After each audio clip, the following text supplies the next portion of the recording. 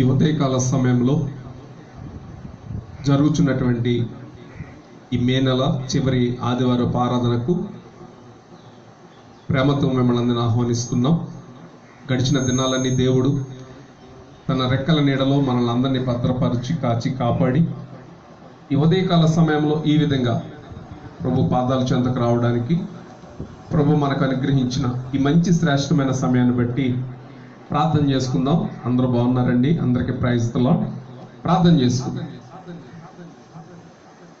మహోన్నతుడమైన మా తండ్రి, సర్వశక్తిమంతుడా, జీవాధిపతి యేసయ్య, మీకు వందనాలు. గడిచిన వారమంతా మీ రెక్కల నీళ్ళలో భద్రపరిచి కాచి కాపాడి ఈ ఉదయకాల సమయంలో మీ పాదాల చెంతకు రావడానికి మీరు అనుగ్రహించిన ఈ శ్రేష్టమైన సమయం కొరకే వందనాలు. పాడే పాటలలోనూ, ఆరాధనలోనూ, వాక్య పరిచర్యలోనూ, మ్యూజిక్స్లోనూ అన్ని విషయాల్లో కృప ఇవ్వండి. 10:30 నుండి 11:30 వరకు మరి సేవకుల కుటుంబం మాత్రమే ఉండి మీ నామాన్ని మహిమపరచడానికి ఈ వర్షిప్ ఆరాధన అంతట్లో కూడా మీరే తోడేయండమని, ఎంతమంది బిడ్డలైతే సంఘ బిడ్డలు మరి జిట్సీ మీట్ ద్వారా ఈ కార్యక్రమంలో లైవ్లో పాల్గొంటున్నారో, అలాగే ఫేస్బుక్ ద్వారా ఎంతమంది అయితే లైవ్లో పాల్గొంటున్నారో, అలాగే యూట్యూబ్ ద్వారా ఎంతమంది అయితే ఈ కార్యక్రమాన్ని చూస్తున్నారో, మైక్ శబ్దం ద్వారా ఎంతమంది అయితే వినుచున్నారో వారందరినీ కూడా మీరు దీవించండి. ఈరోజు కార్యక్రమం అంతటిని దీవెనకరముగా, మహిమకరముగా, ఆశీర్వాదకరముగా జరిగించమని, మహిమ ఘనత ప్రభావాలు మీరే పొందుకునమని యేసుక్రీస్తు నామమున అడిగి వేడుకొనుచున్నాం తండ్రి. ఆమేన్, ఆమేన్. కొన్ని పాటలు పాడి దేవుణ్ణి మహిమపరుద్దాం. హల్లెలూయా. దేవునికి స్తోత్రం. మనకందరికీ వచ్చినటువంటి పాట, సమీపించరాని తేజస్సులోని వసించువాడవైనా మా సమీపమునకు దిగి వచ్చినావు, నీ ప్రేమ వర్ణింపతరమా, యేసయ్యా నీ ప్రేమ ఎంత బలమైనది, యేసయ్యా నీ కృప ఎంత విలువైనది అనే పాట పాడుకొని మనం ప్రభునామాన్ని మహిమపరచుకుందాం.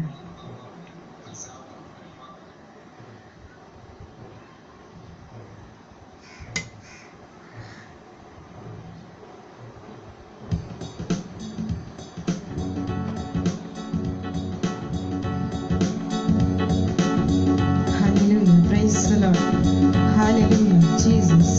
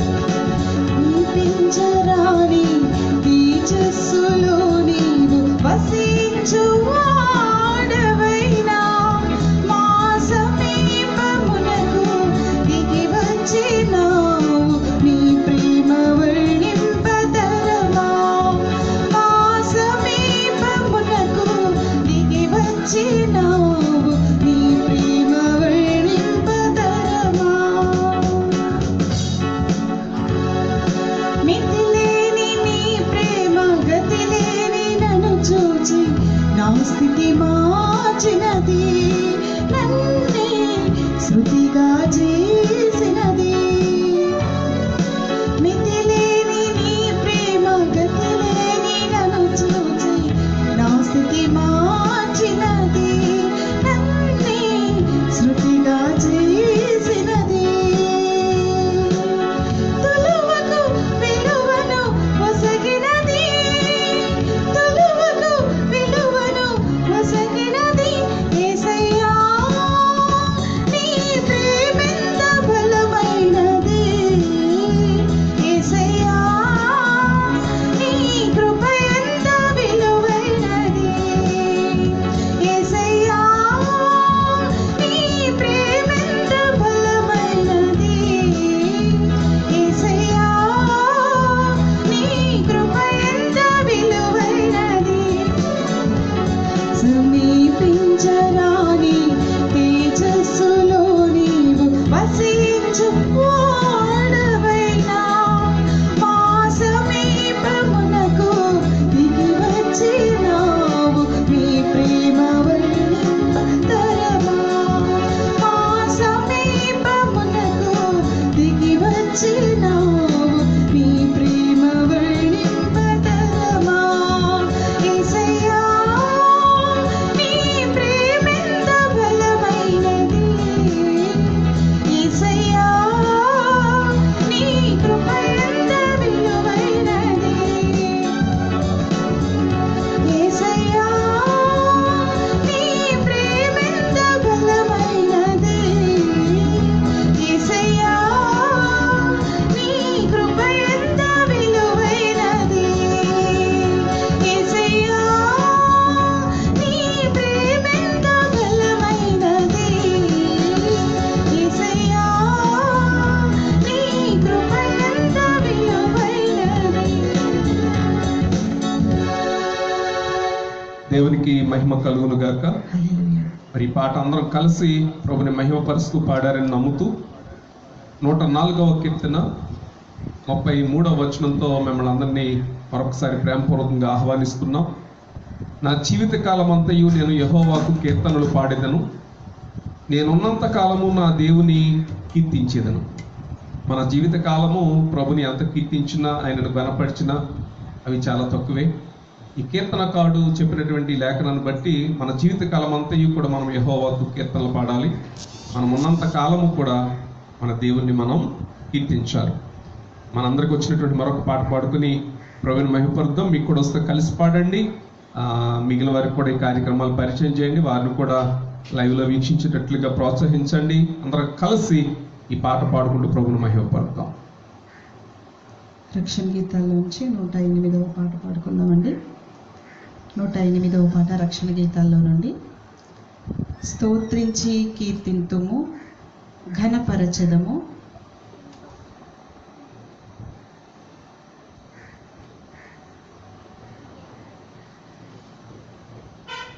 స్తోత్రించి కీర్తింతుము ఘనపరచెదము, కొని ఆడదము ఆదరించి కాపాడువాడు ఈడేర్చువాడు అనే పాట పాడుకొని ప్రభు నామాన్ని మనం మహింపరచుకుందాం.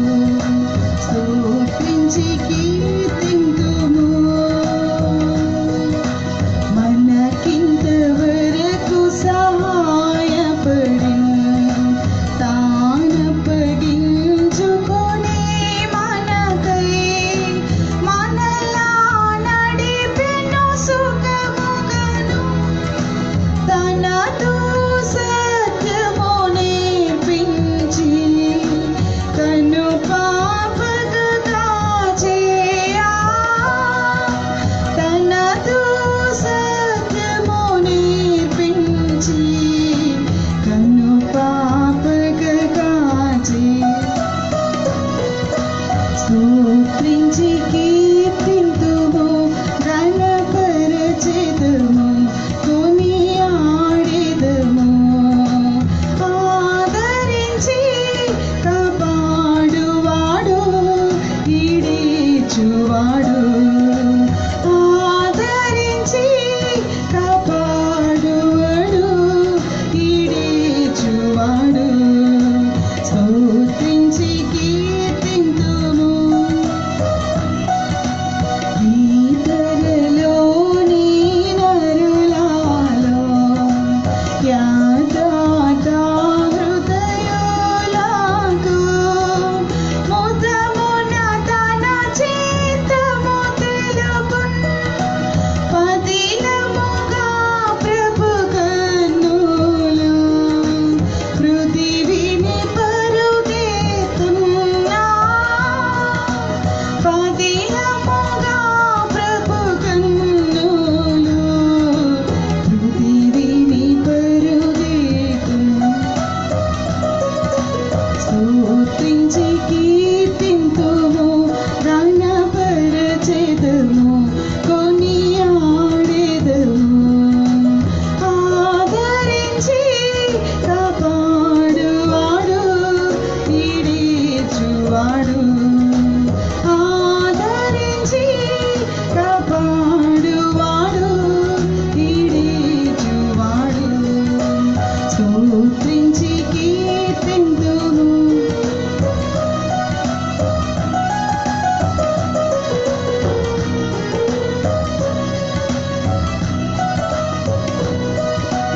అన్ని సమయములలో కన్నులతో బోధించును నన్ను మార్చెను తప్పిన పన్నుగ హృదయమునాదరించి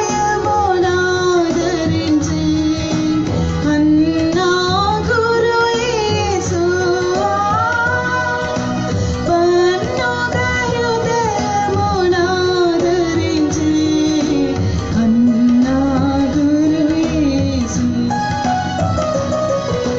స్తోత్రించి కీర్తింతుము ఘనపరచెదము కొనియాడెదము ఆదరించి కాపాడువాడు ఈడేర్చువాడు ఆదరించి కాపాడువాడు ఈడేర్చువాడు స్తోత్రించి కీర్తింతుము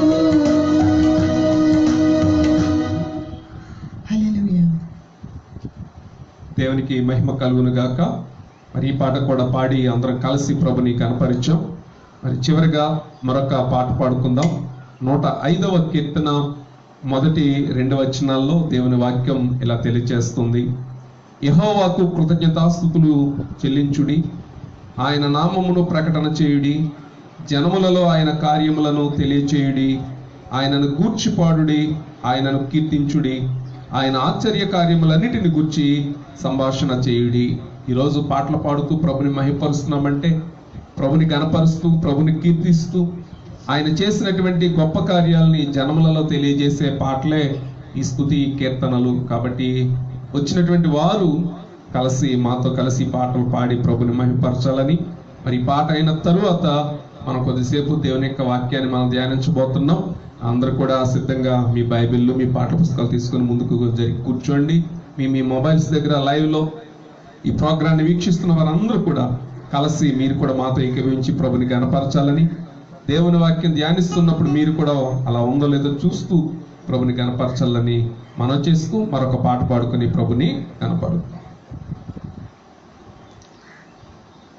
మన ఉపవాస కోడికల పాటల షీట్లో నుంచి 2018 ఉపవాస కోడికల పాటల షీట్లో నుండి పాట సంఖ్య 8 మనకందరికి వచ్చినటువంటి పాట.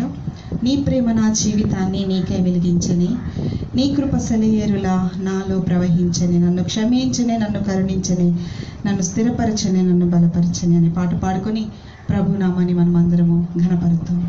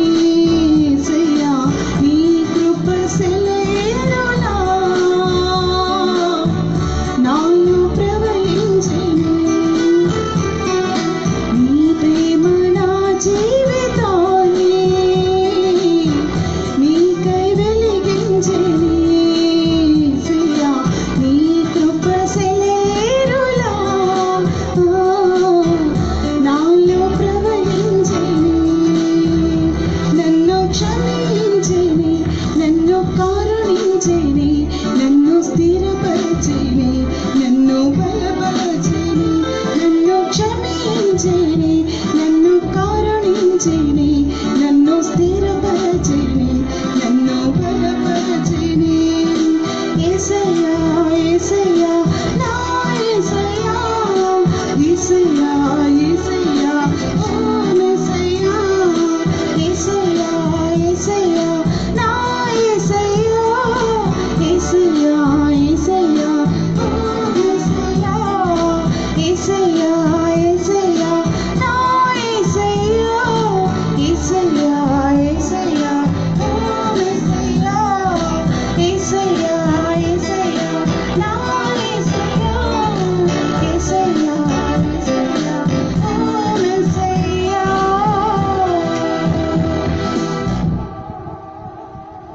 ప్రార్థన చేస్తాం. ఎక్కడున్న వాళ్ళు అక్కడే కళ్ళు మూసుకుందాం.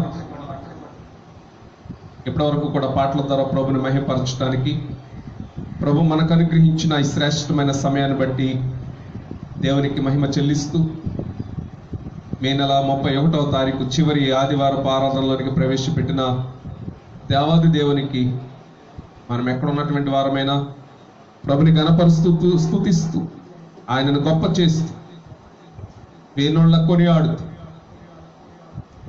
దేవుని యొక్క వాక్యం కొరకు మనందరం కూడా ఆశతో, ప్రభువా ఈరోజు నీ వాక్యం వినాలని ఆసక్తితో ఈ విధంగా లైవ్లో నీ మాటలు వినడానికి మేమందరము చేరి వచ్చి ఉన్నాం. నీ దాసుని ద్వారా, నీ పరిశుద్ధాత్మ నడిపింపు ద్వారా నాతో మాట్లాడు ప్రభువా అని దేవుని వాక్యం కొరకు మనందరం కూడా ఆశతో ఆపేక్షతో ప్రభు దగ్గర మనం అడిగినప్పుడు, మొర్ర పెట్టినప్పుడు నీతో నాతో కూడా మాట్లాడడానికి ప్రభు సముఖంగా ఉన్నారు. ఈ ఉదయకాల సమయంలో దేవాది దేవుడు నీతో నాతో మాట్లాడినట్లుగా మనమందరం కూడా ప్రార్థనలు ఎక్కిపెద్దాం. మహోన్నతుడైన మా తండ్రి, సర్వశక్తిమంతుడైన మా తండ్రి, యేసు ప్రభువా జీవాధిపతి, మీకు లెక్కలేని వందనములు, స్తుతులు, స్తోత్రములు చెల్లిస్తున్నాం నాయన.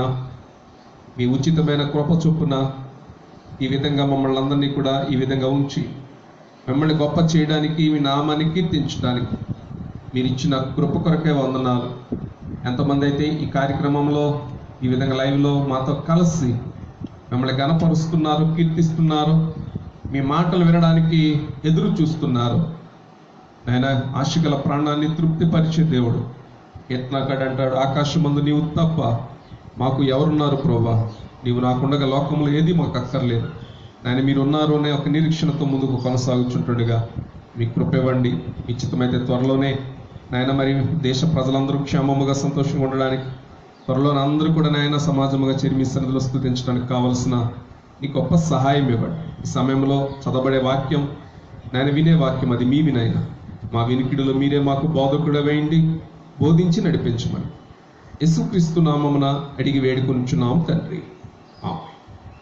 అందరూ కూడా మన పరిశుద్ధ బైబిల్ గ్రంథాలు తెరచి క్రొత్త నిబంధనలో గలతీ పత్రిక 6వ అధ్యాయము 4వ వచనాన్ని అందరూ కలిపి చదువుకుందాం. క్రొత్త నిబంధనలో పేజీ నెంబరు 172. అపోస్తలుడైన పౌలు గారు గలతీలకు రాసినటువంటి పత్రిక, గలతీ పత్రిక 6వ అధ్యాయము 4వ వచనం. ప్రతివాడును తాను చేయు పనిని పరీక్షించి చూచుకొనవలెను, అప్పుడు ఇతరులను బట్టి కాక తనను బట్టియే అతనికి అతిశయము కలుగును. ప్రభునందు ప్రియ దేవుని బిడ్డలారా, ఇప్పుడు మనం చదువుకున్నటువంటి వాక్య భాగాన్ని బట్టి మహిమ, ఘనత, ప్రభావాలు దేవునికే చెల్లిస్తూ గడిచిన వారం కూడా ఇదే వచ్చిన భాగాన్ని మనం చదువుకుంటూ వచ్చాం. ఈ కార్యక్రమాన్ని వీక్షిస్తున్న జిప్సీ మీట్ లైవ్లో హోలీ ఫెయిత్ సంఘ విశ్వాసులు అందరూ కూడా వీక్షిస్తున్నారు. అలాగే ఫేస్బుక్ లైవ్ ద్వారా సంఘ బిడ్డలు, అలాగే తెలిసిన బంధువులు, స్నేహితులు, శ్రేయభిలాషులు వారు కూడా వీక్షిస్తూ ఉన్నారు. అలాగే ఇదే కార్యక్రమాన్ని మరి మధ్యాహ్నం నుంచి యూట్యూబ్లో కూడా అప్లోడ్ చేస్తాం. చాలామంది అనుకునేది ఏంటంటే, గడిచిన వారం ఈ వారం పాస్టర్ గారు కూర్చొని చెప్తున్నారు అని అంటే, చిన్న కుడికాలికి చిన్న సర్జరీ జరిగింది పోయిన శుక్రవారం. అందువలన పోయిన ఆదివారం కూడా నిలబడలేక కూర్చొని చెప్పవలసి వచ్చింది. ఇది అందరికీ లైవ్లో కూడా చెప్పకూడదని పోయిన వారం చెప్పలేదు. ఇది కొంతమంది వేరేగా కూడా అనుకునే ప్రమాదం ఉంది. మరి ఈ వారం కూడా ఇంకా కుట్లు ఎప్పకపోవడాన్ని బట్టి నిలబడి చెప్పాలని ఆశ ఉన్న ఎక్కువసేపు నిలబడలేక ఈ వారానికి కూడా కూర్చొని చెప్తున్నాను. దయచేసి అందరూ కూడా ఏమనుకోవద్దని తెలియజేస్తూ వచ్చే వారం దేవుని చిత్తం అయితే మీరు అందరూ ప్రేయర్ చేయండి. మరి నిలబడి దేవుని యొక్క వాక్యాన్ని ప్రకటించడానికి ఎదురు చూస్తాం, ఆసక్తి కలిగి ఉంటామని తెలియజేస్తూ మరి ఈ సమయంలో గలతీ పత్రిక 6వ అధ్యాయము 4వ వచనాన్ని మనం చదువుకుంటే అక్కడ రాయబడిన మాట ఏంటంటే, ప్రతివాడును తాను చేయు పనిని పరీక్షించి చూచుకొనవలెను. దీనికి ఒక మన అంశాన్ని పెట్టుకున్నాం. క్రైస్తవులు చేయవలసిన పని అంటే పోయిన వారం మొదటి భాగం, పోయిన వారమే ఈ భాగం అంతా అవదు కాబట్టి ఈ వారంగా ఇది 2వ భాగంగా దేవుని వాక్యాన్ని మనం ధ్యానిస్తున్నాం. మరొక 3 విషయాలు ఈరోజు మనం నేర్చుకోబోతున్నాం. అదేంటిదంటే క్రైస్తవులు చేయవలసిన పని. పోయిన వారం బోధఘాతంగా చెప్తూ వచ్చాను. మొట్టమొదటిగా అంతియోకయలో ఉన్నటువంటి యేసు ప్రభు వారి యొక్క శిష్యులు క్రైస్తవులు అనబడ్డారు. చాలా మందికి ప్రశ్న ఉంటుంది, క్రైస్తవులు అంటే అసలు ఏంటి అర్థం అంటే, క్రీస్తును కలిగి ఉన్నవారు, క్రీస్తును పోలి కలిగి నడుచుకున్నవారు, క్రీస్తును ఇతరులకు చూపించేవారనే క్రైస్తవులు అంటారు. అందుకే ఈ రోజున యేసు ప్రభు నమ్ముకున్న వాళ్ళందరినీ మతాల లిస్టులో పెడితే ఇది కూడా ఒక మతం కింద క్రైస్తవ మతం అని ఆ కాలంలో పెడుతూ ఉంటారు, క్రైస్తవులు, క్రిస్టియన్స్. అయితే ఈరోజు మనం నేర్చుకున్నటువంటి మాటల్లో పోయిన వారం జ్ఞాపం చేస్తూ వచ్చాను 6 ఇంగ్లీష్ పదాలు. ఆ 6 ఇంగ్లీష్ పదాలకి 3 తెలుగు అర్థం చెప్తూ 3 విషయాలు జ్ఞాపం చేస్తూ వచ్చాం. మిగిలిన 3 విషయాలు ఈరోజు చెప్తాం. అయితే మొదటి 3 విషయాలు మరొక్కసారి చిన్న మాట చెప్పి మిగిలిన 3 విషయాలు కూడా మనం ముగించుకుని ఈ కార్యక్రమాన్ని మనం దేవుని యొక్క మాటలు ధ్యానం చేద్దాం. మొట్టమొదటి మాట ఏంటంటే వర్షిపింగ్. వర్షిప్ అంటే ఆరాధన, వర్షిపింగ్ అంటే ఆరాధించుట. పోయిన వారం మనం నేర్చుకున్నటువంటి భాగంలో ఎవరు ఆరాధించాలి అని అంటే, ప్రభుని ఆరాధించేవారు ఆత్మతోనూ సత్యముతోనూ ఆరాధించాలి అని ప్రభు కోరుతున్నారు. క్రైస్తవులు చేయవలసినటువంటి పని సంతోషంగా ఉన్న ఆరాధించాలి, కష్టంలో ఉన్న ఆరాధించాలి, బలహీనతలో ఉన్న ఆరాధించాలి, దుఃఖంలో ఉన్న ఆరాధించాలి. ఆరాధించడానికి అవకాశం లేకపోయినా ఆరాధించాలి. అది దేవుని పిల్లలుగా మీరు నేను కూడా నేర్చుకోవాల్సింది. కాబట్టి ఈ రోజున ఎవరి గృహాల దగ్గర వారు ఉన్నా ఎంతో ఆశతో ఈ కార్యక్రమంలో లైవ్లో వీక్షిస్తున్న దేవుని పిల్లలైనటువంటి వారందరికీ కూడా ఈ విధంగా ప్రభుని ఆరాధించడం, ప్రతివాడు తాను చేయ పనిని పరీక్షించాలి. ఒకవేళ ఆరాధన జరగట్లేదులే అని ఇంటి దగ్గరే ఉండి ప్రభుని ఆరాధించలేని ఒక స్థితిలో ఉంటున్నామేమో అని ప్రభు మాట్లాడుతూ వస్తున్నారు. మొదటి మాట వర్షిపింగ్ అంటే ఆరాధించుట. రెండవది వర్కింగ్ అంటే పని చేయుట. పని అనే మాటలో 3 మాటలు చెప్పారు. దేవుని యొక్క పని ఎటువంటిది అంటే అది గొప్పది, బహు గొప్పది, మిక్కిలి గొప్పది. మరలా చెప్తున్నానండి, అది గొప్పది, బహు గొప్పది, మిక్కిలి గొప్పది. అందుకే యేసుప్రభు ఒక మాట చెప్పారు, పగలున్నంత వరకే ఒకరు ఎవరైనా పని చేయాలంటే చేయొచ్చు, రాత్రి వచ్చుచున్నది అప్పుడు ఎవరు కూడా పని చేయలేరు. కాబట్టి దీపం ఉండగానే ఇల్లు చక్క పెట్టుకోమని మన పూర్వీకులు పెద్దలు చెప్పిన సామెత ప్రకారం ప్రభు మనకు అవకాశం ఇచ్చినప్పుడు ఆయన పని చేయడానికి మనం వేగిరంగా ఉండాలి. ఈ రోజున ప్రభు పని చేయాలని చాలా మంది అనుకున్న ఇంచుమించు మార్చి 22వ తేదీ నుండి ఈ రోజు వరకు కూడా చేయడానికి అవకాశం కుదరలేదు.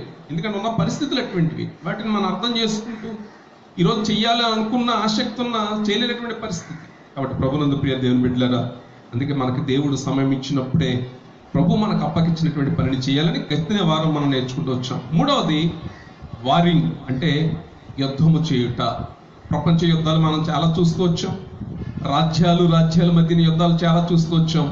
దేవుని బిడ్డలముగా, దేవుని భక్తులంగా, విశ్వాసులంగా, క్రైస్తవులంగా మీరు నేను కూడా చేయవలసిన యుద్ధం ఏమై ఉన్నది అనే విషయాన్ని జ్ఞాపం చేస్తూ మనం పోరాడవలసింది ఎలా పోరాడాలి, ఏం ధరించుకోవాలో ఎఫెసీ పత్రికలో పౌలు గారు జ్ఞాపం చేసిన కొన్ని మాటలు మనం నేర్చుకుంటూ, ఎప్పుడు కూడా ఆత్మకిని శరీరమకి యుద్ధం ఉంటుందని, ఆత్మ స్పిరిచువల్గా ఎదిగితే అది శరీరాన్ని లోపరుచుకుని జయించి దేవునికి దగ్గర అవుతుందని, ఒక్కవేళ ఆత్మ కానీ కృంగిపోయి శరీరం బలం పొందుకుంటే ఆత్మను కృంగతీసి దేవుని సన్నిధిలో ఎదగకుండా చేస్తుంది. కాబట్టి ఇది ఆత్మీయ పోరాటం, ఎప్పుడు కూడా యుద్ధం మనకి జరుగుతుంది అనే విషయాన్ని జ్ఞాపకం చేస్తాం. మొదటి వర్షిపింగ్, రెండోది వర్కింగ్, మూడోది వారింగ్. ఈరోజు నేర్చుకోబోయే 3 మాటలు ఏంటంటే వాకింగ్. వాక్ అంటే నడుచుట, నడక. వాకింగ్ అంటే నడుచుట.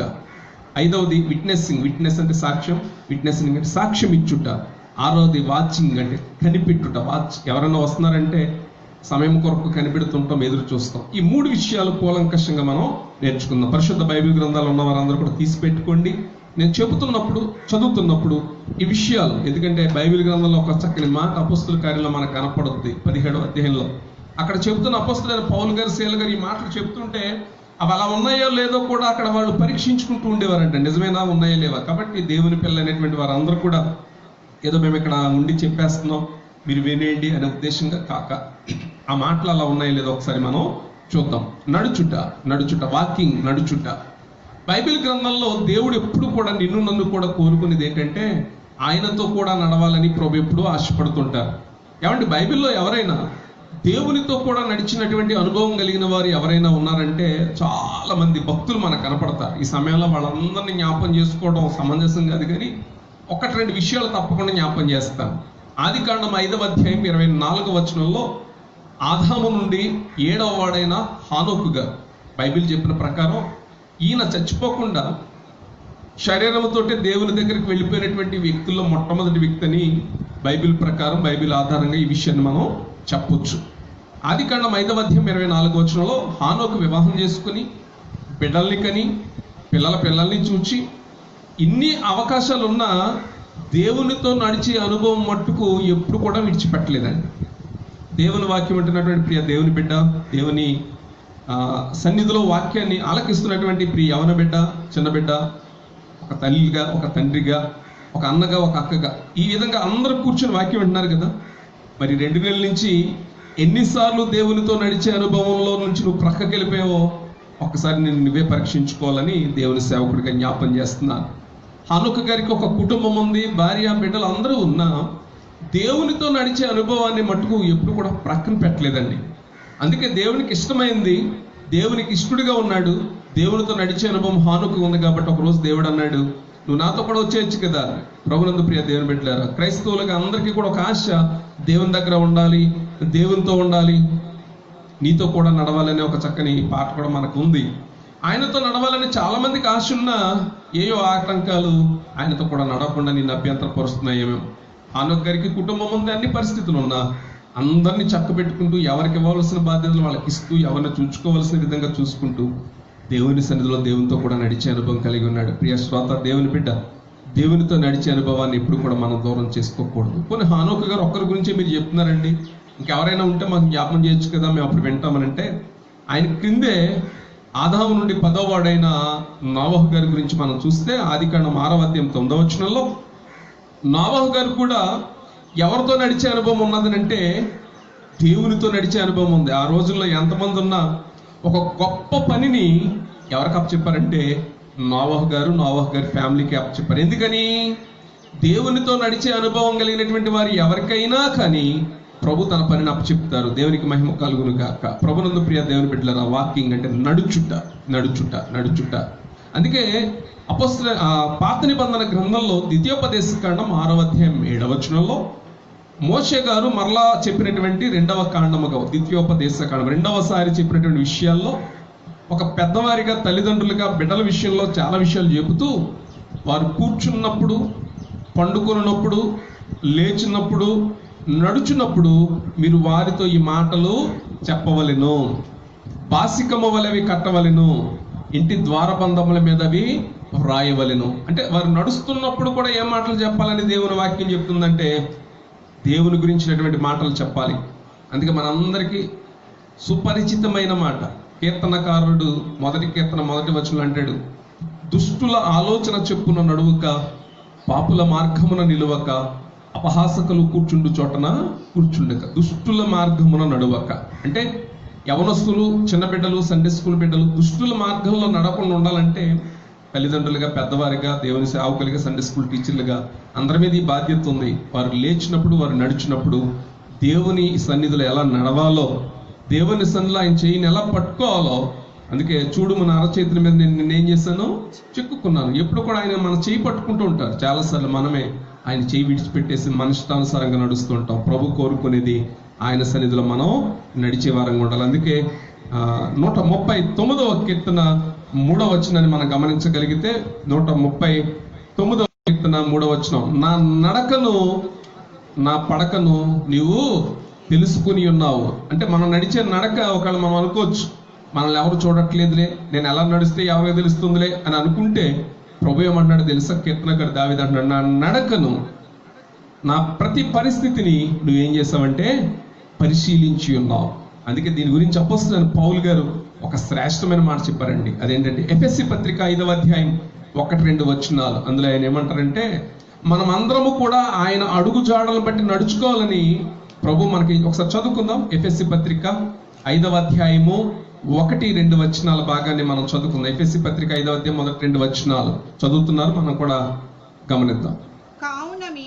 కావున మీరు ప్రియులైన పిల్లల వలె దేవుని పోలి నడుచుకొనుడి. ప్రభునందు ప్రియ దేవుని బిడ్డలారా, ప్రియులైన పిల్లల వలె. అందుకే ద్వితీయోపదేశకాండలో చెప్పారు, ఈ రోజున పెద్దవారంగా ఉన్న వారందరికీ పౌలు గారు ప్రియులైన పిల్లలు అంటున్నారు. కాబట్టి ఈ రోజున నీవు నేను మనం తెలుసుకోవాల్సింది ఏంటంటే, ప్రియులైన పిల్లలు ఎవరి పోలి నడుచుకుంటారంటే దేవుని పోలి నడుచుకుంటారు. ఎందుకంటే అక్కడ 2వ వచనం అంటారు, ప్రభు ఏం చేశారు ఈ లోకంలో నీవు నేను కూడా ఆయనతో నడవడానికి అంటే, చదవండి. క్రీస్తు మిమ్ములను ప్రేమించి పరిమళ వాసనగా ఉండుటకు మన కొరకు తన్ను తాను దేవునికి అర్పణముగాను బలిగాను అప్పగించుకొనెను. అంటే మనమందరం కూడా ఒక పరిమళ వాసనగా రావడానికి, అంటే దేవునితో నడిచే అనుభవం మనం కలిగి ఉండడానికి. నేను గంధపు చెక్కల గురించి ఒక సంగతి విన్నానండి. ఒరిజినల్ గంధపు చెక్కలు నిజంగానే మంచి సువాసన వస్తాయి. ఒకవేళ ఆ ప్రక్కన ఏదైనా ఒక మొక్కలున్నా ఈ గంధపు సువాసన వాటికి కూడా వెదజల్లి, ప్యూర్ గంధపు చెక్క కాకపోయినా అవి కూడా అదే స్మెల్ వస్తాయని నల్లమల్ల అడవులు ఇదంతా కూడా కలప ఎక్కువగా ఉంటుంది కదండి, ఆ ఏరియాలో ఉన్నటువంటి వారు ఒకరు చెప్పగా నేను వినటం జరిగింది. అంటే క్రీస్తు ప్రభు వారితో కూడా నడిచే అనుభవం కలిగి ఉంటే ప్రభువులో ఉన్నటువంటి లక్షణాలన్నీ మనకు వస్తాయి. అందుకే క్రైస్తవులు చేయవలసినటువంటి పనిలో 4వ పని ఏంటంటే ఆయనతో కూడా నడుచుట. ఆయనతో నడిస్తే ఏమొస్తుందంటే ఆయనకున్నటువంటి పరిమళ వాసన నీకు నాకు కూడా వస్తుందని దేవుని లేఖనం చెబుతుంది. అదే ఎఫెసీ పత్రిక 5వ అధ్యాయము 15-16 వచనాలు మనం గమనించగలిగితే, దినములు చెడ్డవి గనుక సమయమును పోనీయక సద్వినియోగము చేసుకొనుచు అజ్ఞానుల వలె కాక. ఎలా నడవాలండి దేవునితో నడిచేటప్పుడు? అజ్ఞానుల వలె కాక జ్ఞానుల వలె నడుచు. దేవునితో నడిస్తే మనకి ఏమిస్తాడంటే దేవుడు జ్ఞానం ఇస్తాడు, ఎలా నడుచుకోవాలో నేర్పిస్తాడు. ప్రభునందు ప్రియ దేవుని బిడ్డలారా, ప్రభుని ఎలా ఆరాధించాలో మనం నేర్చుకోవాలి, ప్రభు పని ఎలా చేయాలో మనం నేర్చుకోవాలి, మనకి లోకంలో వచ్చినటువంటి పరిస్థితుల్లో యుద్ధం ఎలా చేయాలో నేర్చుకోవాలి, దేవునితో ఎలా నడవడం ఉండాలో మనం నేర్చుకోవాలి. చివరిగా ఈ 4 మాటలో మరొక మాట మనం చదువుకుందాం. దెసలోనికి రాసిన మొదటి పత్రిక 4వ అధ్యాయం 2వ వచనం. పౌలు గారు దెసలోనికి రాసిన మొదటి పత్రిక 4వ అధ్యాయము 2వ వచనం.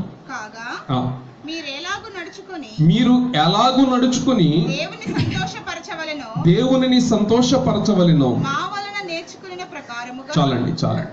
అపోస్తలుడైన పౌలు గారు దెసలోనిక సంఘాన్ని 3 వారాల్లో కట్టారు. అది అపోస్తల కార్యంలో మనకు కనపడుతుంది. ప్రభుని సంతోషపరచాలి అని అంటే మనకు నడక నేర్పాలి. ఎవరు నేర్పుతారు? దేవుని సేవకులు దేవుని వాక్యంలో ఉన్న విషయాలు బోధించినప్పుడు చాలాసార్లు చిన్న బిడ్డలకి చేయబట్టుకుని నడుస్తారు, అయినా తొందరక్క చేయిస్తూ ఉంటారు. కాబట్టి ఈ విధంగా దేవుణ్ణి సంతోష పెట్టాలి అని నడవాలి.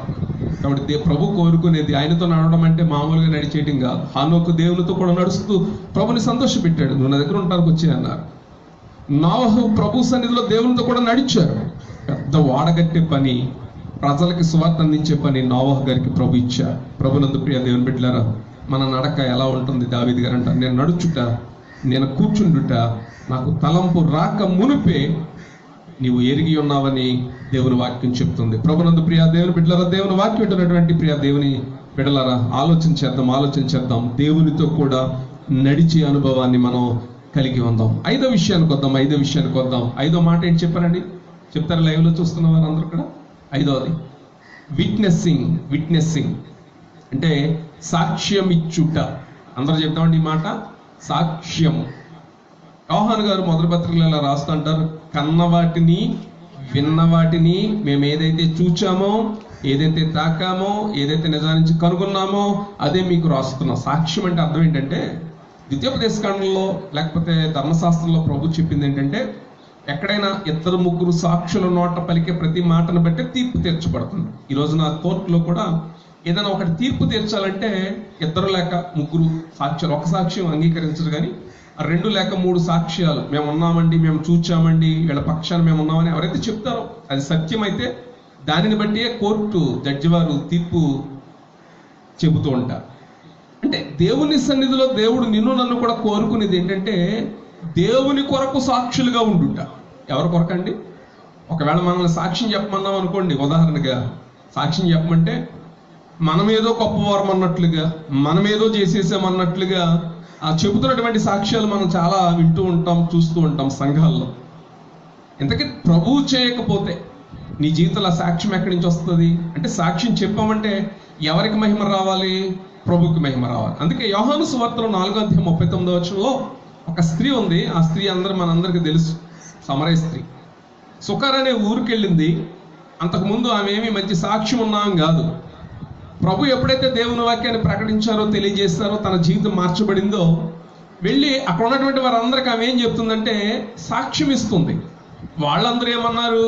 మేము వచ్చి చూస్తాం నువ్వు చెప్పిన మాటలను బట్టి, తర్వాత అది సత్యమో కాదో మేము గ్రహిస్తామన్నారు. అంటే సాక్ష్యం అంటే ఏంటంటే ప్రభుని గురించి నువ్వు తెలియజేయడమే సాక్ష్యం. ఏదైనా మన జీవితంలో ఒక అద్భుతం జరిగింది, ఒక స్వస్థత జరిగింది, లేకపోతే ఒక గొప్ప కార్యం దేవుడు చేశారు అంటే అది మన గొప్పతనం కాదు కదా. ఒకవేళ దేవుని సేవకులు చాలా మంది మంచి మంచి గొప్ప కార్యాలు చేస్తుండొచ్చు. అంటే దేవుని సేవకుల ద్వారా కూడా చేసేది ఎవరు? పిలుచుకున్న దేవుడు, నమ్మదగిన దేవుడు, మనం పిలిచిన వాడు నమ్మదగిన దేవుడు. కాబట్టి మనలో ఉండి ఆ పని చేయించేవాడు దేవుడు, అంతే తప్ప మనం గొప్పవారం కాదు కదా. కాబట్టి దేవుని వాక్యం చెప్తుంది, సమరయ స్త్రీ ఏం చేసిందంటే ఆమె సాక్ష్యం ఇస్తుంది. ఒక మాట చదువుకుందాం. తిమోతికి అపోస్తలుడైన పౌలు గారు రాసినటువంటి తిమోతి పత్రిక 3:7 చదవండమ్మా. మరియు అతడు నిందపాలై అపవాది ఊరిలో పడిపోకుండానట్లు సంఘమునకు వెలుపటి వారి ఎడల మంచి సాక్ష్యం కలిగి ఉండాలి. ఒకవేళ మనం సాక్ష్యం చెప్పేసాం అది ఇది అని, బయట విన్నవారు, చూచిన వారు, అంటే సంఘము వెలుపటి అంటే క్రైస్తవులు కాని వారు ఎవరైనా ఉంటారేమో, ఒకవేళ వారితోటి వీడు చెప్పినవన్నీ అబద్ధమేరా, నిజంగా వీడి జీవితంలో జరగలేదు అన్నారు అనుకోండి, అది దేవునికి మహిమ కలగదు కదా.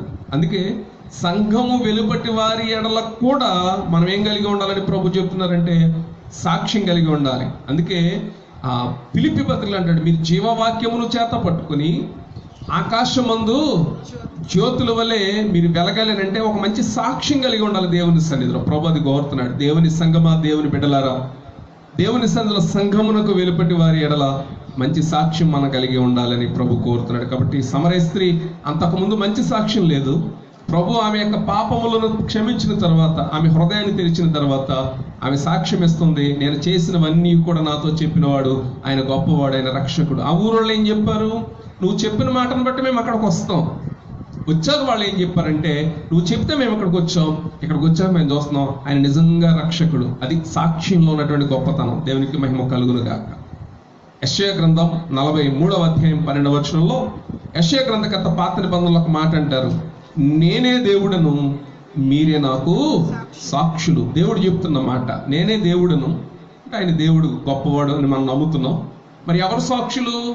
ఈ లోకంలో ఏమైనా సాక్ష్యం చెప్తాయా? ఒకవేళ చెప్పకపోతే, మనుషులకు చేసినటువంటి మేలులు ఒకవేళ మనుషులు ప్రకటించకపోతే, చెప్పకపోతే, పాత నిబంధనలో మలాకీ గ్రంథంలో దేవుని వాక్యం చెప్తుంది, మందిరంలో ఉన్న దూలాలు, మందిరంలో ఉన్న రాళ్ళు, మందిరంలో ఉన్నటువంటి ఉపకరణాలు రేపు పొద్దున్న నీ గురించి సాక్ష్యం చెప్తాయంట. ఆ పరిస్థితి తెచ్చుకోవద్దు ప్రియ దేవుని బిడ్డ. నేనే దేవుడను మీరే నాకు సాక్షులు. కాబట్టి ప్రభు మనకు చేసినటువంటి మేలులను బట్టి సాక్ష్యం ఇచ్చే పని. క్రైస్తవుడు చేయవలసిన మరొక పని ఏంటంటే సాక్ష్యం ఇచ్చుట. చాలా మంది ప్రభు ఎన్నో మేలు చేసినా చాలాసార్లు సాక్ష్యం చెప్పలేని పరిస్థితిలో ఉంటుంటారు. కొన్నిసార్లు అనుకుంటారు నాకు పెద్ద సాక్ష్యం ఏముందండి అంటే, దేవుడు నిన్ను ఇలా ఉంచాడంటే అది సాక్ష్యం కదా. అందుకే ఆయనకు సాక్షులుగా మనం ఉండాలని ప్రభు కోరుతున్నాడు. యెషయా గ్రంథం 8:2 నా నిమిత్తము నమ్మకమైన సాక్ష్యము పలుకుటకు నిన్ను నీ పిల్లల్ని నేను ఏర్పాటు చేసుకున్నాను యెషయా అంటాడు. యెషయా గ్రంథం 8:2 యెషయా గారికి 2 పిల్లలు, ప్రవక్తిని ఆయన వివాహం చేసుకుంటే నా నిమిత్తము, ప్రభు ఎప్పుడు కూడా ఎవరిని కోరుకుంటారంటే సాక్ష్యం ఇచ్చే వాళ్ళని ఎవరిని పడితే వాళ్ళని కోరుకోరు కదండి. నమ్మకమైనటువంటి సాక్షులు దేవునికి కావాలి. సాక్ష్యం పలికేవారు కూడా చాలాసార్లు కొన్ని సందర్భాల్లో అబద్ధపు సాక్ష్యాలు కూడా చెప్పిస్తూ ఉంటారు. చూడకపోయినా, అక్కడ ఉండకపోయినా నేను ఉన్నాను, నేను చూశాను, అది జరిగింది అని చెబుతూ ఉంటారు. అది లోకంలో ఉన్నటువంటి వారిని నమ్మిన ప్రభు ఒప్పుకోడు కదా. కాబట్టి దేవుని సన్నిధిలో మనం విట్నెస్సింగ్ అంటే సాక్ష్యం ఇచ్చుట, ప్రభు నిన్ను నన్ను కోరుకుంటున్నారు. ఆయన కొరకు సాక్షులుగా ఉందాం. ఆయన నిమిత్తం నివసిస్తున్నప్పుడు సంఘమునకు వెలుపటి వారి ఎదుట ఆ సాక్ష్యాన్ని మనం నిలబెట్టుకుని ఆ ప్రకారం జీవించాలని ప్రభు కోరుతున్నాడు. ఇప్పటికి 5 మాటలని మిమ్మల్ని అందరం మరొకసారి జ్ఞాపం చేస్తున్నాం. చెప్పగలరా? వర్షిపింగ్ ఆరాధించుట, వర్కింగ్ నడుచుట, వారింగ్ యుద్ధం చేయుట, వాకింగ్ నడుచుట, 5వది విట్నెస్సింగ్ సాక్ష్యం ఇచ్చుట, చివరిగా 6వది వాచింగ్ అంటే కనిపెట్టుట. ఇప్పుడు ఎవరైనా మన ఇంటికి బంధువులు వస్తున్నారు అనుకోండి, ఏం చేస్తామండి? 11 గంటలకు వస్తారంటే మా నాన్నగారు ఎవరైనా వస్తున్నారు అంటే సాయంకాలం 5 గంటలకు వస్తున్నారంటే ఈయన 10 గంటలకే బస్ స్టాండ్కి వెళ్ళి నిలబడుతుండు. ఏంటంటే చుట్టాలు వస్తారు. ఎన్ని గంటలకు వస్తా అన్నారండి? 5 గంటలకు వస్తా అన్నారంటే ఆయనకి ఏంటంటే ఆత్రుత, కంగారు అలా ఉండేది. మేము నవ్వుకుంటూ ఉండేవాళ్ళం. మనకు కూడా చాలా మందికి అంతే కదండి. ఎవరైనా బంధువులు వస్తారు, లేకపోతే పెళ్లి ఇంటి వారు వస్తారు, లేకపోతే కొత్తగా కొడుకు ఎక్కడో చదువుకుని వస్తాడు, లేకపోతే పలానా విదేశాల నుంచి వస్తారంటే ఎంతో ఆశ ఎదురు చూస్తుంటారు. లేకపోతే సేవకులుగా మేము మీ ఇంటికి పలానా రోజున వస్తామమ్మా, పలానా టైంకి వస్తామంటే విశ్వాసులుగా మీరు కూడా అలా ఎదురు చూచే అనుభవాలు కూడా లేకపోలే. ఈ రోజున మనందరం కనిపెట్టవలసింది దేని కొరకు? వాచింగ్ అంటే కనిపెట్టుట. ప్రభు కోరింది ఏంటంటే కనిపెట్టి ప్రార్థన చేయటం కూడా ప్రభు మనకు నేర్పించారండి. ఏం చేయాలంటే మరలా చెప్తున్నానండి, కనిపెట్టి ప్రార్థన చేయటం కూడా ప్రభు కోరారు. ఈ రోజున నీవు నేను కూడా కనిపెట్టవలసింది దేని కొరకంటే ఇప్పుడు జరుగుతున్న పరిస్థితులన్నీ కూడా గమనిస్తుంటే లూకాసు వార్తలో యేసు ప్రభు వారు ఆయన రాకడకు సూచనలు, ఆయన వచ్చేటప్పుడు ఏం జరగబోతుందో చెబుతూ వచ్చారు. అంటే మిమ్మల్ని అందరినీ భయపెట్టాలనే ఉద్దేశం కాదు, అంటే సందర్భం వచ్చింది కాబట్టి కొన్ని విషయాలు తెలియజేయడం, చెప్పడం అది ధర్మం, నేర్చుకోవడం కూడా ధర్మం. అక్కడక్కడ కరువులు, భూకంపాలు, తర్వాత తెగుళ్ళు కూడా వస్తాయి అని ప్రభు చెప్పారు. అంటే ప్రభువును వచ్చే రాకడికి సూచనలు ఏంటి అని అంటే ప్రభు చెప్పినటువంటి మాట అక్కడక్కడ తెగుళ్ళు. ఇంచుమించులో తెగుళ్ళు అనేవి ఈ రోజు ఏమి కొత్తగా వచ్చినవి ఏం కాదు. 100 సంవత్సరాల క్రితం ఇదే 2020 సంవత్సరం వచ్చినట్లుగానే దీనికి 100 సంవత్సరాల క్రితం ఒక రకమైన తెగులు వచ్చి కోట్ల మంది లక్షల్లో చనిపోయారని పేపర్లో నేను చదవడం జరిగింది. అంతకుముందు 100 సంవత్సరాల క్రితం మరొక రకమైన తెగులు వచ్చి మరికొంతమంది చనిపోయారని, అంతకంటే 100 సంవత్సరాల శతాబ్దానికి ఏదో రకమైన వ్యాధి వచ్చి ప్రజలను ఇబ్బంది పెడుతుందని చాలా మంది చెప్తున్నారు. ఇప్పుడు కూడా ప్రపంచమంతా ఇంచుమించు మన భారతదేశంలోనే 150,000 మంది కరోనా వ్యాధి చేత అది వచ్చింది అని ప్రభుత్వం వారు ప్రకటించగా చాలా రాష్ట్రాల్లో పరిస్థితి మరీ దారుణంగా ఉంటుంది. అయినా ప్రభుత్వం వారు చాలా చక్కగా పనిచేస్తూ, పోలీసు వారు, డాక్టర్లు, వైద్యులు, పారిశుద్ధ్య కార్మికులు వీరందరూ కూడా ఎంతో పనిచేస్తూ అందరూ కూడా చేయడాన్ని బట్టి కొంతవరకు తగ్గించగలిగారు. ప్రభువుకు చెప్పింది ఏంటంటే కనిపెట్టుడు. దేని కొరకంటే యేసు ప్రభు వారు వచ్చే రాకడలో అక్కడక్కడ ఏం జరుగుతాయని చెప్తున్నారండి, వింటున్నవారు చెప్పాలి. అక్కడక్కడ తెగుళ్ళు. ఈ మధ్య కాలంలో నిన్న పేపర్లో చూస్తాను, గడిచిన దినాల్లో ఆఫ్రికా దేశం అంతటిని కూడా ఊడ్చిపెట్టేసినాయండి మిడతల దండు. బైబిల్ గ్రంథంలో ఐగుప్తు దేశం మీదకి దేవుడు 10 రకాల తెగుళ్ళు రప్పించినప్పుడు ఆ తెగుళ్ళలో ఇది కూడా ఒకటే అని నిర్గమకాండంలో మనం చూస్తూ ఉంటాం. సరే, ఇప్పుడు కాలంలో మనం గమనిస్తే గడిచిన దినాల్లో మనం యోబేలు గ్రంథాన్ని ప్రతి ఆదివారం వచనం వెంబడి వచనాన్ని నేర్చుకుంటూ వచ్చాం. పోయిన సంవత్సరం 2019 సంవత్సరంలో అందులో యోబేలు గ్రంథంలో 4 జీవుల గురించి మాట్లాడుతారు. ఒకటి తినేగా విడిచిపెట్టింది ఇంకొకటి తినేస్తుందని ఒకసారి చూద్దామా? డౌట్ ఎందుకండి? యోబేలు గ్రంథం పాత నిబంధన, అంటే భయపెట్టాలని కాదు, దయచేసి వాక్యం వింటున్నటువంటి వారు ఎవరు కూడా వేరే అన్యత భావించొద్దు. ఆల్రెడీ ఈ మాటలు మనం జ్ఞాపం చేసుకున్నాం. యోబేలు గ్రంథం 1వ అధ్యాయం 4వ వచనం, గొంగళి పురుగులు విడిచిన దానిని మిడతలు తినివేసి ఉన్నవి మిడతలు విడిచిన దానిని పసర పురుగులు తినివేసి ఉన్నవి పసర పురుగులు విడిచిన దానిని చీడ పురుగులు తినివేసి. 4 రకాల జీవులు ఇక్కడ మనకు కనిపిస్తున్నాయి. మరొకసారి జ్ఞాపం చేస్తున్నాను, ఏదైనా ఇటువంటి ఉపద్రవాలు వస్తే పలానా పెద్ద ఆయన చెప్పారండి, పలానా వారు ఇలా వివరించారండి అంటూ నానుడి మనం చెప్తూ ఉంటాం. గోరు చుట్టు మీద రోకటి పోటు అంటారు అనమాట. అసలే గోరు చుట్టేసింది, రోల్లో పోటేస్తుంటే ఆ రోకలు వచ్చి ఆ కాలు మీద తగిలిందంట. ఒక వ్యక్తికి చెయ్యి దిగింది, దాని మీద మరలా కారం తగిలింది అనుకోండి, ఎలా ఉంటుందండి? చాలా బాధ. అసలే కరోనాతో ప్రజలందరూ చాలా ఇబ్బంది పడుతుంటే ఇప్పుడు విన్నటువంటి వార్త ఏంటంటే మిడతల దండులు వస్తాయి. అలా ఆల్రెడీ వచ్చేసాయి, కొన్ని రాష్ట్రాల్లో కొన్ని ప్రదేశాలకు వచ్చాయి. మొత్తం ఆకులన్నీ కూడా ఊడ్చిపెట్టుకుని పంటలన్నీ కూడా నాశనం చేసుకుంటూ వెళ్ళిపోతాయి. ప్రభుత్వాలు వాటిని ఎదుర్కోవడానికి కూడా చాలా రకాల మందుల గురించి తెలియజేస్తున్నారు. రైతులు కూడా వాటి గురించి ఎదుర్కోవడానికి వారు కూడా ఆసక్తిగా ఉన్నారు. ఇటువంటి పరిస్థితి వస్తే ఏంటి అంటే యోవేలు గ్రంథంలో 4 మాటలు మీకు చూపిస్తున్నానండి. ఈ 4 జీవులు చాలాసార్లు ఇవి ఆల్రెడీ పంటల మీద పడడం రైతులందరికీ, వ్యవసాయదారులందరికీ తెలుసు. వాటికి సంబంధించినటువంటి మందులు పిచికారీ చేయడం, మందులు స్ప్రే చేయడం మనం చూస్తూ వచ్చాం. అవన్నీ కూడా పోతూ వచ్చాయి. ఒక జంతువు తినేసి విడిచిపెట్టిన తర్వాత, ఒక జీవి విడిచిపెట్టిన తర్వాత మరొక జీవి వచ్చినట్లుగా అక్కడ మిడతల గురించి రాయబడింది. ఇది 2018లో స్టార్ట్ చేసిన యోవేలు గ్రంథం 19లో ముగించాం. అంటే 2 సంవత్సరాల క్రితమే దీని గురించినటువంటి వాక్య భాగాన్ని సంఘాయుడు, హోలీ ఫెయిత్ సంఘస్థులందరూ విన్నారు. మరొకసారి జ్ఞాపకం చేస్తున్నాం సంఘ విశ్వాసులకు. అంటే ఇటువంటి పరిస్థితులు వస్తాయి. ఎప్పుడు కనిపెట్టడం ఎవరి కొరకు అంటే ఇటువంటి పరిస్థితులన్నీ జరుగుతున్నాయంటే యెషయా గ్రంథంలో ప్రభు చెప్పింది ఏంటంటే, నేను ద్వారం దగ్గరే ఉన్నాను, ఎప్పుడైనా కానీ నా రాకడ ఉండొచ్చు. ఈ పరిస్థితులన్నీ గమనిస్తుంటే మాకు అనిపించేది ఏంటంటే, క్రైస్తవులంగా మనం చేయవలసిన పని ప్రభు ఎప్పుడు వస్తారా అని కనిపెట్టగలిగినటువంటి వారంగా ఉంటాం. ఇటువంటి పరిస్థితులన్నీ జరుగుతున్నప్పుడు ప్రభు రాకడ అతి సమీపంగా ఉందనే సత్యాన్ని మనం గమనించాలి. అందుకే 41వ కీర్తన 1వ వచనంలో, యెహోవా కొరకు నేను సహనముతో కనిపెట్టుకుంటుని.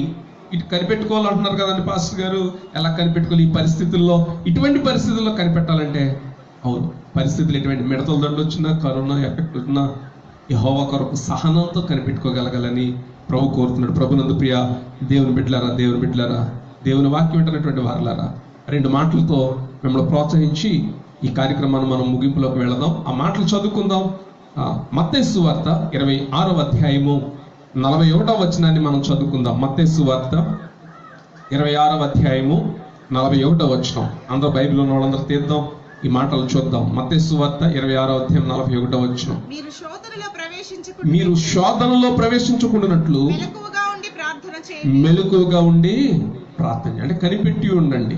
యేసు ప్రభువారు శిలువ మరణానికి వెళ్లే ముందు జరిగిన సంఘటన. మెలకువగా ఉండి కనిపెట్టాలి, ప్రార్థించాలి. కానీ అక్కడ శిష్యులు ఏం చేశారంటే, ఆత్మసిద్ధంగానే ఉంది కానీ శరీరం ఏం చేయట్లేదంటే బలహీనతగా ఉంది. ప్రభునందు ప్రియ దేవుని బిడ్డలారా, కనిపెట్టేటువంటి జీవితం నీ జీవితంలో, నా జీవితంలో ఉండాలి. ఆయన రాకడ కొరకు ఎదురు చూడాలి. ప్రభా, నీవు ఎప్పుడు వచ్చినా నీ బిడ్డగా నేను ఉంటాను ప్రభా. క్రైస్తవులు చేయవలసిన పనిలో నిన్ను ఆరాధించవలసిన సమయంలో ఆరాధించలేకపోతున్నాను. మీ పనిని చేయాలనుకున్నప్పుడు సమయం ఉండగా నేను చేయలేకపోతున్నాను. ఎప్పుడు కూడా అపవాది నన్ను ఏదో ఒక రకంగా వెనక్కి లాగుతున్నప్పుడు నేను యుద్ధం సరైన రీతిలో చేయలేకపోతున్నాను. నీతో నడవాలని నాకు ఆశ ఉంది కానీ నడవకుండా ఏదో నన్ను ఆటంకపరుస్తుంది.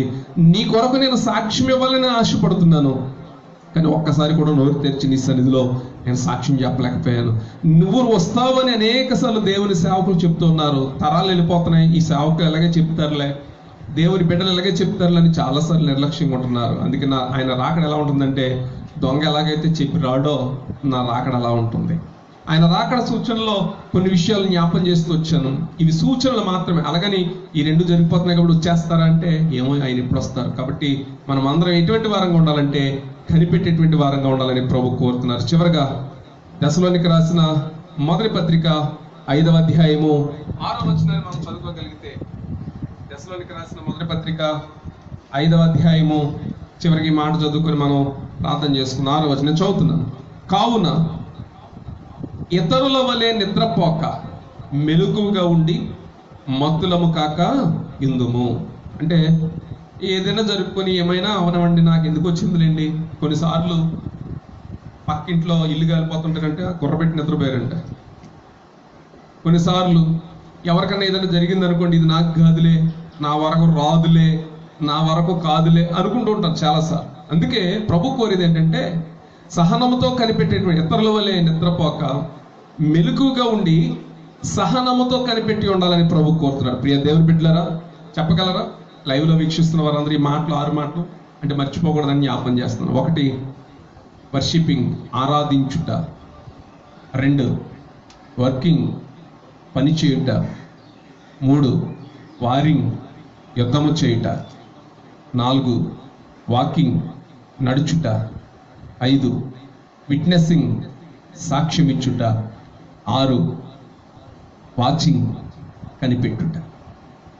క్రైస్తవుడుగా, క్రైస్తవురాలుగా, యేసు ప్రభువుని నమ్మినటువంటి బిడ్డలుగా ఈ 6 విషయాలు, అంటే ఇవే కాదులేండి, ఇంకా చాలా ఉంటాయి కానీ నేను జ్ఞాపం చేసిన ఈ 6 విషయాలు. ఈ విధంగా ఇందులో ఏది లోపించినా మరి ప్రభు రాకడలో మనం ఎత్తబడలేం కదా. ఇది క్రైస్తవుల యొక్క నిరీక్షణ. ప్రభునందు ప్రియ దేవుని బిడ్డలారా, దేవుని విశ్వాసిగా అందరూ ప్రార్థన చేయండి. మరి మన ప్రభుత్వం వారు మోడీ గారు లాక్డౌన్ మరలా పొడిగించారు అని అంటున్నారు. ఒకవేళ దేవుని చిత్తమైతే త్వరలోనే సమాజముగా చేరడానికి మందిరాలు, చర్చిలు, గుళ్ళు, మసీదులు ఇవన్నీ కూడా ఓపెన్ చేయొచ్చు అన్న మాట నిన్న న్యూస్లో చూస్తూ వచ్చాం. రాబోయే దినాల్లో ఇవి ప్రారంభించినప్పుడు వారు చెప్పినటువంటి ప్రభుత్వం వారు చెప్పినటువంటి సలహాలను మనం పాటిస్తూ దాని ప్రకారమే ముందుకు కొనసాగాలని మీకు జ్ఞాపం చేస్తూ ఉన్నాను. ఈ విధంగా వాక్యమైనటువంటి మిమ్మల్ని అందరినీ కూడా ఆయన రాకడ కొరకే ప్రభు సిద్ధపరచాలని, ప్రభు రాకడలో మనందరూ కూడా కనిపెట్టే వారంగా ఉండాలని, కనిపెట్టు ప్రార్థన కనికరము పుట్టించిన ఒక చక్కని పాట సంఘ విశ్వాసులందరూ చాలా బాగా పాడుతుంటారు. దేవుని సన్నిధిలో, ప్రభు సన్నిధిలో కనిపెట్టి ప్రార్థించే వారముగా మనం అందరం ఉండాలని. అలా కనిపెడితే ఖచ్చితంగా ఆయన ద్వారం దగ్గరే ఉన్నారు. ఆయన ఎప్పుడైనా వస్తారు. ఆయన వచ్చే సమయానికి మనం అందరం కూడా ప్రభుని సొంత రక్షకునిగా స్వీకరించి ఉండాలి. నమ్మి బాప్తిసం పొంది ప్రభు కొరకు ఆయన సాక్షులుగా, నమ్మకమైనటువంటి బిడ్డలుగా మనం అందరం ఉండాలని ప్రభు కోరుతున్నారు. దేవుడు కొద్ది మాటలు దీవించి ఆశీర్వదించును గాక. ఆమేన్. ఈ వాక్యం మీరు అందరూ విని ఉన్నారు.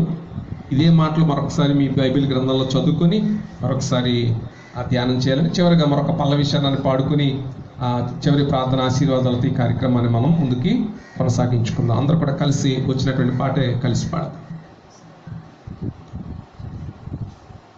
మనందరికి బాగా వచ్చినటువంటి పాట జీవస్వరాల పాటల పుస్తకంలో నుండి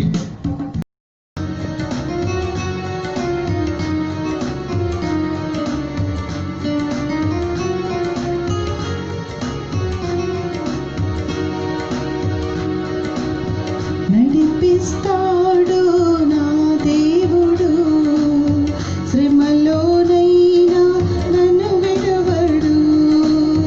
నడిపిస్తాడు నా దేవుడు, శ్రమలోనైనా నన్ను విడువడు. అడుగులు తడబడినా, అలసటపై పడినా, అడుగులు తడబడినా, అలసటపై పడినా, చేపట్టి వెన్ను తట్టి చక్కని ఆలోచన చెప్పి, చేపట్టి వెన్ను తట్టి చక్కని ఆలోచన చెప్పి నడిపిస్తాడు నా దేవుడు, శ్రమలోనైనా నన్ను విడువడు. నడిపిస్తాడు నా దేవుడు, శ్రమలోనైనా నన్ను విడువడు. అంధకారమే దారి మోసినా, నిందలే నన్ను కృంగదీసినా. అంధకారమే దారి మోసినా, నిందలే నన్ను కృంగదీసినా. తన చిత్తం నెరవేర్చుతాడు, గమ్యం వరకు నన్ను చేర్చుతాడు. తన చిత్తం నెరవేర్చుతాడు, గమ్యం వరకు నన్ను చేర్చుతాడు. నడిపిస్తాడు నా దేవుడు, శ్రమలోనైనా నన్ను విడువడు. నడిపిస్తాడు నా దేవుడు, శ్రమలోనైనా నన్ను విడువడు. కష్టాల కొలిమి కాల్చి వేసిన, శోకాల గుండెను చీల్చి వేసిన. కష్టాల కొలిమి కాల్చి వేసిన, శోకాల గుండెను చీల్చి వేసిన. తన చిత్తం నెరవేర్చుతాడు, గమ్యం వరకు నన్ను చేర్చుతాడు.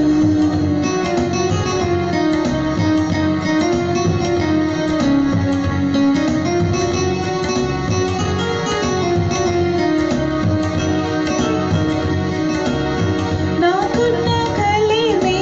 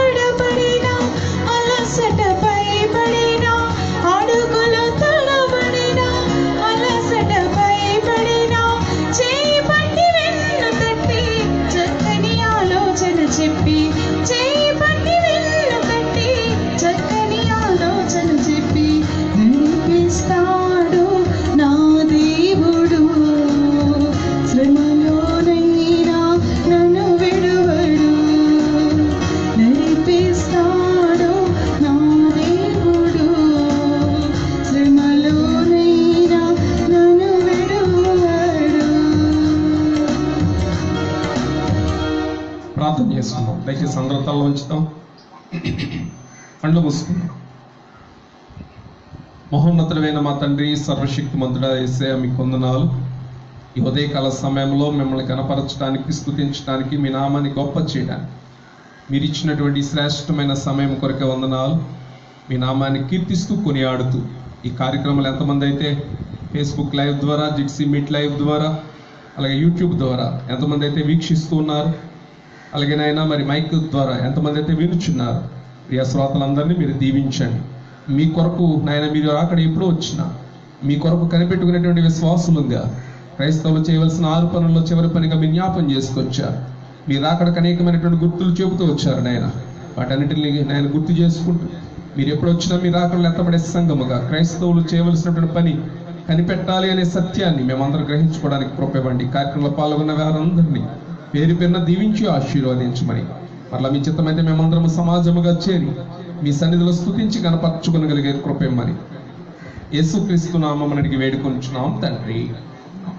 మన ప్రభు అయిన యేసుక్రీస్తు వారి కృప, తండ్రి అయిన దేవుని యొక్క ప్రేమ, పరిశుద్ధాత్మ అన్యోన్య సహవాసం ఈ కార్యక్రమంలో పాల్గొని దేవుని మాటలు విన్న శ్రోతలెల్లరికీ మీరు అక్కడ పర్యంతం సదాకాలము తోడైండి నడిపించును గాక. ఆమేన్, ఆమేన్, ఆమేన్.